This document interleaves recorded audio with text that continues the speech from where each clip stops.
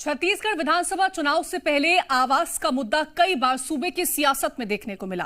कई बार सीएम बघेल ने इस मुद्दे पर प्रधानमंत्री नरेंद्र मोदी को चिट्ठी भी लिखी, लेकिन फिलहाल इस मुद्दे पर सियासत का दौर जारी है और इसी कड़ी में कांग्रेस ने आवास न्याय सम्मेलन का आयोजन किया, जिसे राहुल गांधी ने संबोधित किया और इस दौरान केंद्र सरकार पर क्या कुछ हमला बोला है, रिपोर्ट में देखिए।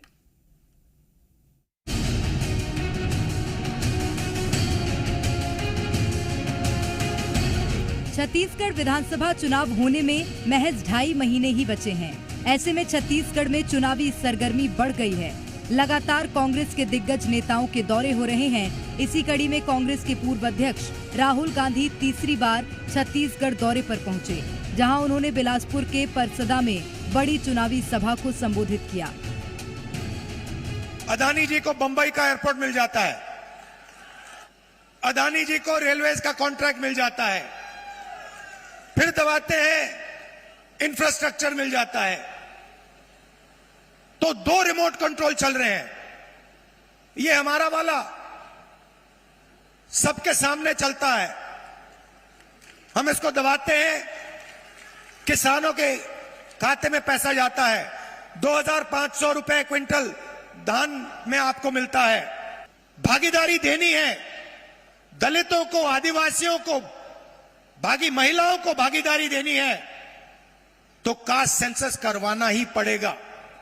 और अगर नरेंद्र मोदी जी कास्ट सेंसस नहीं करवाएंगे तो जैसे हमने कहा था यहां पे, जैसे ही हमारी सरकार आएगी पहला कदम कास्ट सेंसस होगा और ओबीसी को जो भागीदारी मिलनी चाहिए वो कांग्रेस पार्टी करके दिखाएगी।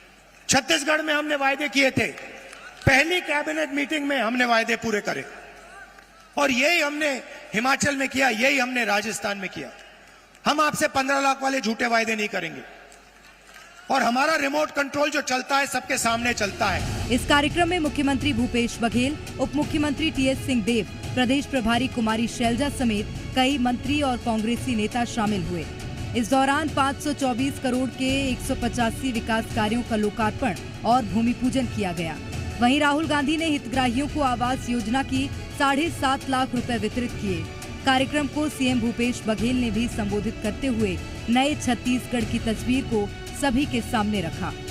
केंद्र में बैठे सरकार किसान के कर्जा माफ नहीं करे, गरीब के सुनवाई नहीं करे, अपन संगवारी मन के 14.5 लाख करोड़ रुपया माफ करे। कद का 14.5 लाख करोड़ ओकर मन के माफ करे। भारतीय जनता पार्टी संगवारी मन खूब हल्ला करे, आवास योजना बंद हो गए, आवास योजना बंद हो गए। आवास योजना कांग्रेस पार्टी कबू बंद नहीं करे, भारतीय जनता पार्टी वाले मन बंद कर दे। जनगणना होए नहीं है, 2021 में होना रही थी जनगणना, जनगणना नहीं होए, आर्थिक सर्वेक्षण नहीं होए। अभी जब का आवास मिला थे 7 लाख मल्ला, वो कौन आधार पे? 2011 के जनगणना के आधार पे। बिलासपुर में कांग्रेस की बड़ी जनसभा हुई तो सियासी गलियारे में बयानबाजी का दौर भी देखने को मिला। कांग्रेस ने जहां ग्रामीण आवास योजना को लेकर बीजेपी पर हमला बोला, तो वहीं दूसरी ओर पार्टी के सहप्रभारी नितिन नवीन ने 4 सालों में कांग्रेस पर गरीबों का आवास छीनने का आरोप लगाया। देखिए, भारतीय जनता पार्टी हमेशा केंद्र सरकार छत्तीसगढ़ की हर योजनाओं को उन्होंने रोकने का काम किया। इसलिए छत्तीसगढ़ सरकार ने अपने बलबूते पर बहुत सारी योजनाओं को संचालित कर रही है और आगे भी करेगी।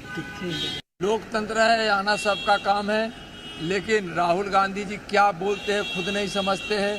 हमेशा उनको भारत और छत्तीसगढ़ से मतलब नहीं है। हमेशा वह वैसी बात बोलते हैं जो भारत के और भारतीयों के, किसानों के, महिलाओं के विरोध में जाता है। आज महिलाओं के लिए 33% आरक्षण, महिलाओं के सशक्तिकरण का, सम्मान का प्रतीक है, जो माननीय प्रधानमंत्री जी ने अभी नारी शक्ति बंधन अधिनियम जो लाए हैं, उसमें भी कांग्रेस की नीयत में खोट है। बिलासपुर में हुई कांग्रेस की बड़ी जनसभा के क्या मायने हैं, इसके लिए आपको इस संभाग का राजनीतिक समीकरण भी समझा देते हैं। प्रदेश का सबसे बड़ा संभाग है बिलासपुर। इस संभाग में है 24 विधानसभा सीट। 13 सीटों पर है कांग्रेस का कब्जा। संभाग की 7 सीटों पर है बीजेपी का कब्जा। 2 सीटों पर बसपा, 2 सीटों पर जनता कांग्रेस का कब्जा। लोरमी विधायक धर्मजीत सिंह को जेसीसीजे ने किया था निष्कासित। वर्तमान में बीजेपी में शामिल है धर्मजीत सिंह। जेसीसीजे के पास बिलासपुर संभाग में केवल 1 सीट।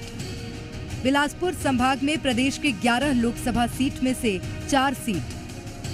4 लोकसभा सीटों में से 3 पर बीजेपी का कब्जा, 1 पर कांग्रेस काबिज। लोकसभा चुनाव पर भी है कांग्रेस का फोकस। छत्तीसगढ़ में होने वाले विधानसभा चुनाव से पहले सियासी पार्टियां सत्ता के लिए पूरी जोर आजमाइश करती नजर आ रही हैं।